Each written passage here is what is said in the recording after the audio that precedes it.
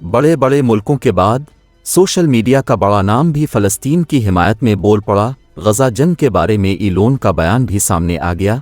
दुनिया के अमीर तरीन शख्स ने इसराइल को तनकीद का निशाना बना दिया।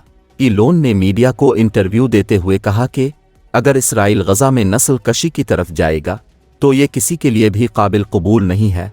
उसका मतलब यह हुआ जब बहुत से लोग जिंदा बच जाएंगे तो वो सारी जिंदगी इसराइल से नफरत करते रहेंगे।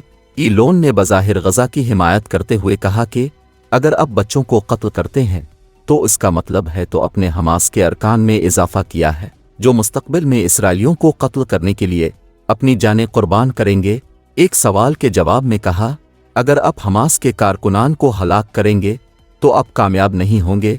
अगर आप किसी के बच्चे को कत्ल करते हैं तो अपने हमास के कारकुनान में इजाफा किया है।